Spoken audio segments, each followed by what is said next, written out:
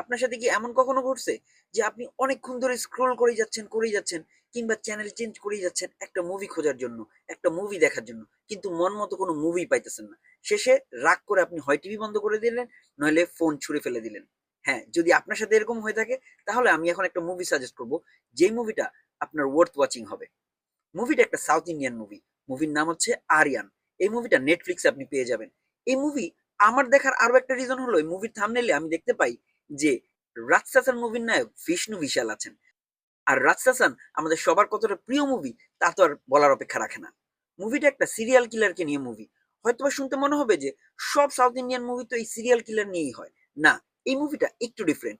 এই মুভির শুরুতেই সিরিয়াল কিলার নিজেকে খুন করে মারা যায়। কিন্তু মারা যাওয়ার আগে সে বলে যায় নেক্সট 6 দিনে আরো এরকম 6টা খুন হবে এবং প্রত্যেকটা খুনের ঠিক 1 ঘন্টা আগে খুনি কোনো না কোনো ভাবে এই যারা খুন হবে তাদের নাম প্রকাশ করে যাবে। কিন্তু সব জানার পরেও পুলিশ কিচ্ছুই করতে পারবে না। আর এটার দায়িত্ব পড়ে রাজশাসন মুভির নায়ক বিষ্ণু বিশালের উপরে। এখন নায়ক তার টিমকে নিয়ে খুনের মোটিভ, খুনি কিভাবে সেই নামগুলো প্রকাশ করবে, কারণ খুনি তো অলরেডি মারা গেছে, এবং কারা খুন হবে সেই ভিকটিমদেরকে বাঁচাতে পারবে কিনা সেটা নিয়ে হচ্ছে মুভি।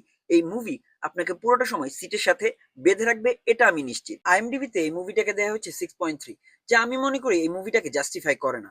আমি তো ডেফিনেটলি এই মুভিটাকে 7 আউট অফ 10 দিব। আপনি যদি এই মুভিটা দেখে থাকেন তা আপনার কাছে কেমন লেগেছে কমেন্ট সেকশনে অবশ্যই জানাবেন। আর মুভিটা যদি না দেখে থাকেন তাহলে আমি ডেফিনেটলি রিকমেন্ড করব। এরকম ডিফারেন্ট র্যান্ডম মুভির রিভিউ দেখতে চাইলে আমার এই চ্যানেলে সাবস্ক্রাইব করতে ভুলবেন না। পরবর্তী কোনো ভিডিওতে আবার দেখা হবে। আজকের মতো এখানেই, tata. And he is an artist.